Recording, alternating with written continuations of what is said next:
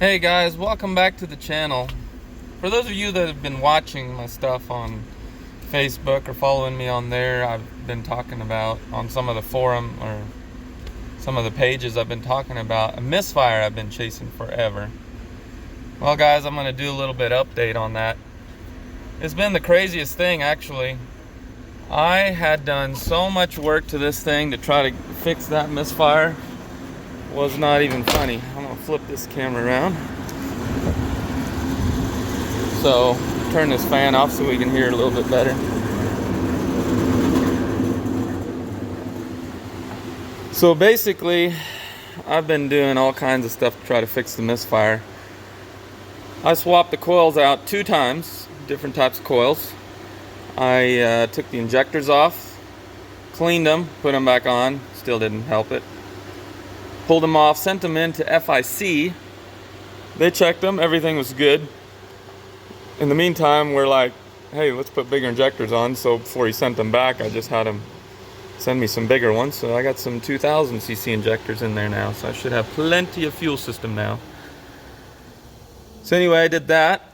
And then I also changed the plug wires. I had a set of Henson Racing wires on there from Summit Racing that I had found on there. They look like they're really good ones. So I tried them and they worked really good. I ran my 961, which I posted in a video before when I was at the track. I ran my 961 with those Henson wires. But whenever I got back from the track, you can actually see down there if I zoom in. Well, I guess you can't really see. But there's some burnt going on down there. And that's because the plug wire had actually come off while I was at the track, which is the weirdest thing. But anyway, when it came off, it started misfiring. I didn't notice it till I got back home, and I was driving it home. It was misfiring. And that's when it all started, of course. So I just bought a new set of wires. I bought the Taylor Pro Race 409 or Pro 409 race wires. They're 10 millimeter wire. Put those on there, and it was still misfiring, but only at high boost, like 24 pounds. Everywhere else seemed fine. It'd have an occasional misfire while you're just making a pull down the street, but otherwise, that's all it was doing. But what happened was, as I kept driving it, it kept getting worse and worse and worse, and anything above 13 pounds of boost would misfire. And here towards the end, anything over 10 pounds or anything in boost, it started to misfire. During all this time, I had done all this, the injectors, the coil packs, the wires. I changed the plugs 3 times because I was running BR7. So I was like, well, maybe it's the BR7. So I went back to a TR6. Still nothing. Stuck the BR7s back in there. Still nothing. Well, lo and behold, I was like, one more time. I'm just like, the chances of brand new set of wires being bad is very slim, but oh well, buy another one. We'll just give it a try. Sure shooting, I bought some MSD wires, just their general wire for headers that has the bendable tips on them. Bought a set of those, stuck them on there, and this thing was running like a champ again. So that really blew my mind. I just couldn't hardly believe it. But as you guys can tell, I'm on the dyno right now, and the whole point of that is just to make sure that everything's working good, and it's working great. And I need to do a little bit of tuning with those new injectors. So I figured I'd video some of this. Well, I decided I'm going to try upping the timing, because the last time we were on the dyno, we added 1 degree of timing. The thing picked up 30 plus horsepower, so I was like, well, I'm going to try adding some more timing to it on the dyno here. And here's the last run, which let me pull that up on this keyboard. See if I can do it one-handed. Yeah, the red line. These red lines are my last run. And let's see if we can get this puppy to focus. Come on, focus. There we go. 820 horsepower on 24 pounds. And I know I did 933 with my old combo, but that was a triple disc yank converter. This is that new Circle D, and I can't lock it. I was locking it when I did those runs. So that is almost surprising. Well, it's quite surprising to me that I'm down, you know, almost 110 horsepower with this converter. The engine is running great though. Let's take a look at this data log here a little bit. Zoom in here. So about halfway through the pull, we'll go there. So we're looking at 61, 65 RPM, 24 PSI of boost, ignition timing 17.4, which actually seems really high, but you guys got to remember that which I might have never mentioned it, but my toner ring is off by 3 degrees. So technically that's only 14.4 degrees of timing. And manifold air temp 124, 11.3 AFR. Closed loop compensation is -9% with learn being at -2, so it's definitely got too much fuel, which, like I said, it all needs to be learned now with the new injectors. But yeah, there's my timing, and I think it stays about, I think the timing goes up towards the end. So here at the very last peak RPM, 7,078 RPM, I had more timing, I had 19.9. But I'm ramping timing in with RPM because I know that the engine will take more timing up there because it's so inefficient up there with my current combo being stock truck intake, stock 317 heads and whatnot. So it's not very efficient up there, so I think it's taking that boost up there, that timing, without a problem. But yeah, still 23.8 PSI, so on. So I added 1 degree of timing, and we're going to run it back to back against this 820 horse run, and let's see what we got. As you can see, there's 820 with 742 foot-pounds. That was our last run. So let's go ahead and make another pass with the 1 degree of timing added in and see if it picks up power. Now this is incredibly hard to do with me being here all by myself today, but we're gonna make it work. I got all my stuff in here. I've been driving it to work again every day. Let's go ahead and open this data logger. Start recording on that thing once we fire it up.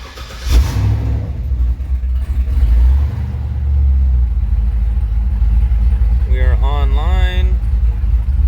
Start recording. Alright, we're recording. Make sure everything is good under here.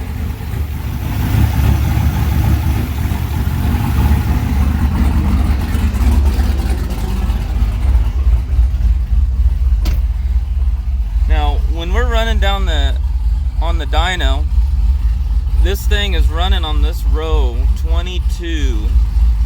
That's the row it's running on as far as timing. And as you can see, well, according to RPM, I know this map is pretty hard to see, but 7,000 RPM. Yeah, see, now we got 21 degrees of timing right there. That's at 7,000. At 6,000, we are at 18 degrees. Whoops. Oh, my scan tool sometimes just quits recording middle of nowhere. So 6,000 RPM, 18 degrees of timing on the row of 22. And I'll show you on the next data log. Let's go ahead and make a run. And it does need some idle work, like I said. Try to clean some glare out of my lens. Hold on. I guess there's not much I can do with the glare in there, but let's make sure this puppy is recording. I guess cancel that. Get a USB link. Get from ECU. Toggle recording.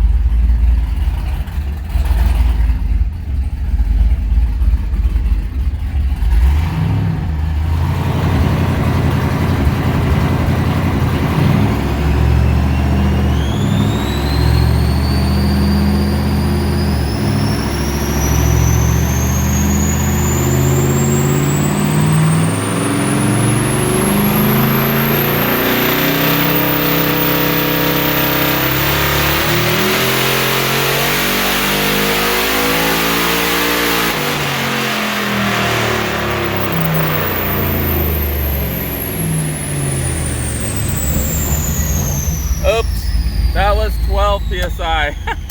Forgot to turn on my scramble, which is where my extra boost is. Coolant temp is running cool. Let's see if we can get her cooled off a little bit more, and then we'll make another pass. Alright guys, I think we are ready to make a pass on 24 pounds. Make sure the switch is on. Let's link up the computer. Hit the record.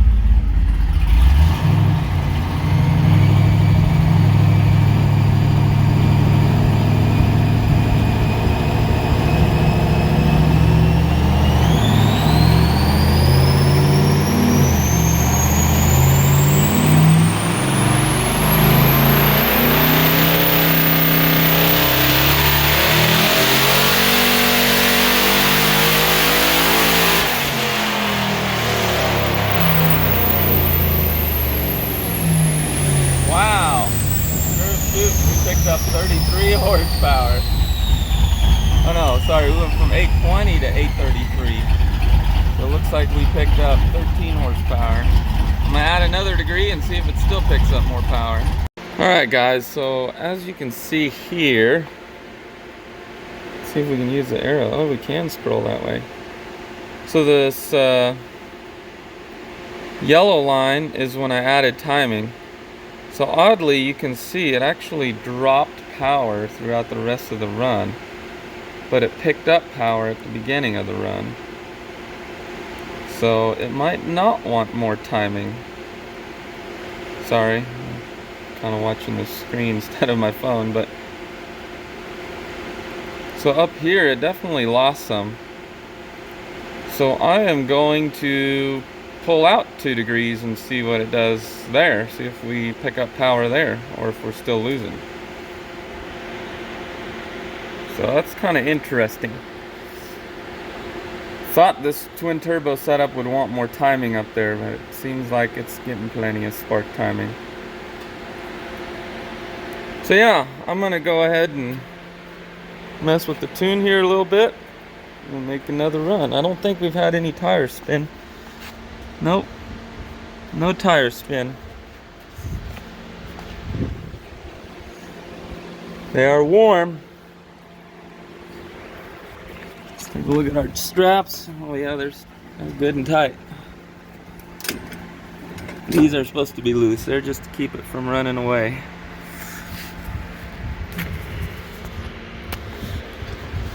Well, let's play around on the computer. Alright guys, I'm back in the truck. So this is what I'm going to do. I'm going to go from 20 PSI up, and I'm going to pull 2 degrees of timing out of there to see exactly what it's going to do. And that will tell us right away. If we run these two back to back at roughly the same coolant temperature and everything, we should see if the timing is hurting or helping us. If I pull 2 out and it loses, I'm gonna put 1 back in and see if it picks up. And if it picks back up, we're gonna leave that one in there, and then I might try it one more time just to verify that adding another degree over that is in fact making it lose power. So we're gonna select this, offset selected, -2. Okay. And now we got a nice drop in timing in there, which is exactly what we want. We are online. So those changes were made instantly. Coolant temp is at 181. Stays nice and cool. Trans temp is going up a little bit, so we could be seeing some loss in power because of that, because the transmission not coupling up as well. But I don't think that's what we're seeing here. Well, I say let's make another run and see what happens. I'll grab my keyboard for the dyno.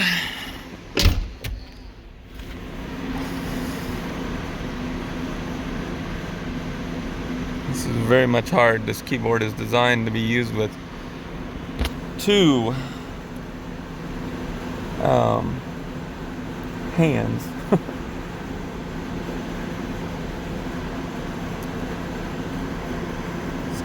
1x zoom, there we go. So the reason that it had more power on this run is because I started it earlier. But my concern is I want to know what makes the most power up in the higher RPM. And that's what we're checking here. So the base numbers doesn't really matter. What I might do is once I find out where the timing is the most happy, what I'm going to do is turn the start speed on the dyno a lot lower, and then we should see a lot bigger number. But that's what we're seeing as of right now. Alright, 2 degrees out, let's make another run. High boost switch is on. Target boost, 24 PSI.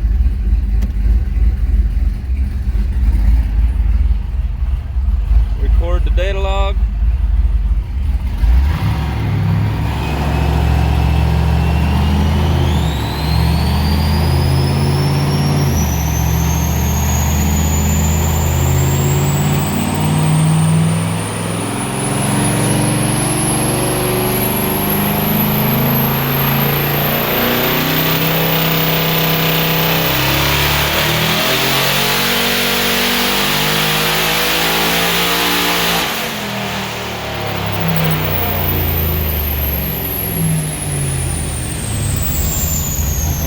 Overlay those runs back to back.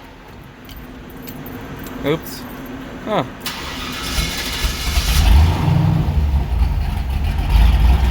I'm gonna let the turbo cool off a little. I think I hit reverse when I tried to put my truck in neutral.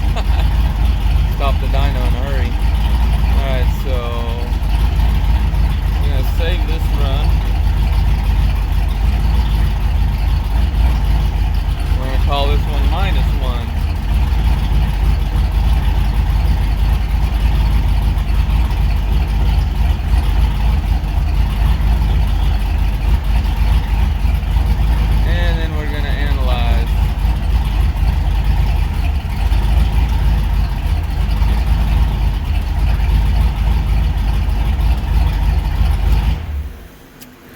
So, interestingly, so the one with the most timing is the yellow line. Let me get this thing to focus again.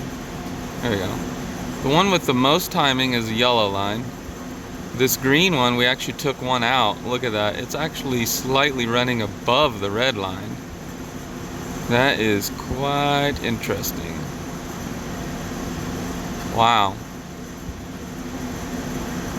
So, does not want that much timing. Cool.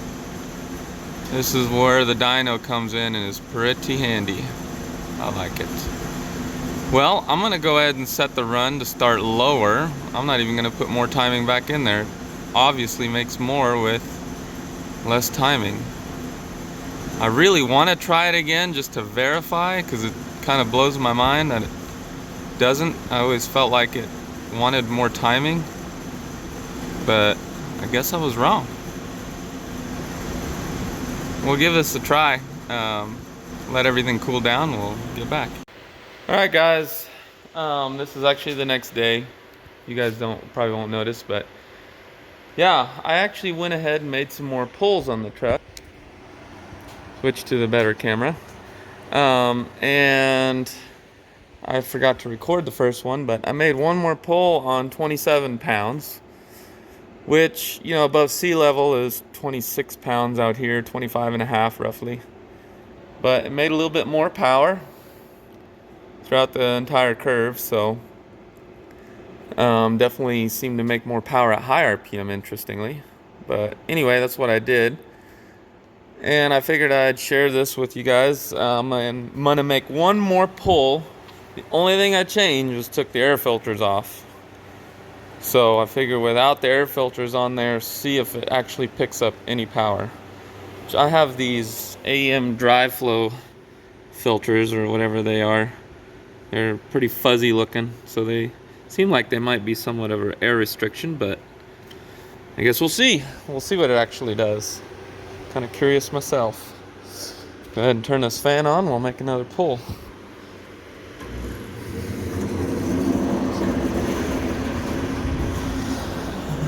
All right. Don't have my laptop here today, so we're gonna make a Gonna data log through the handheld.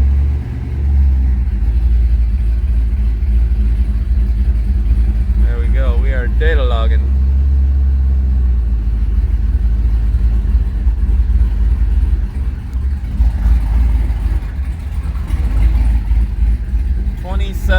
.1, the target boost. See what she does.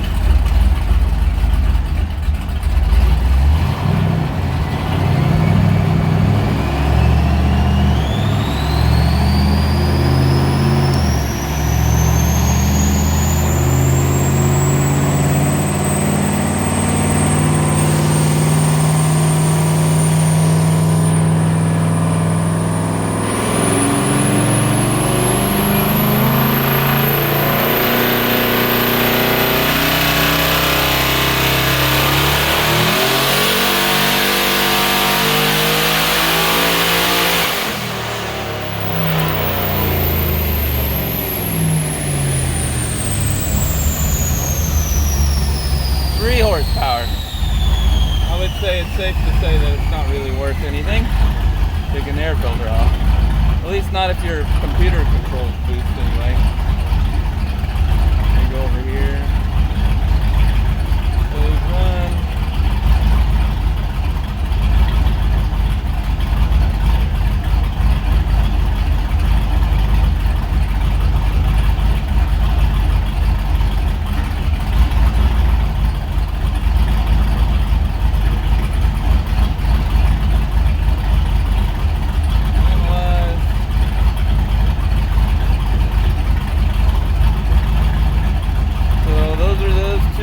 Back to back. Wow, it actually made less power up top.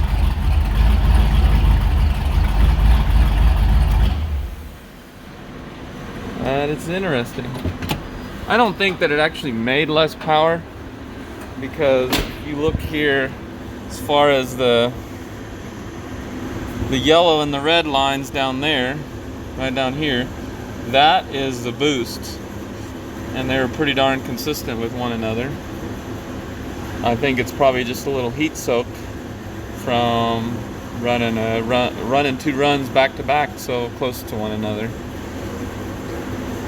Thought it did pick up power. It looks like it picked up a little bit right there, but then was down the rest of the run. So yeah,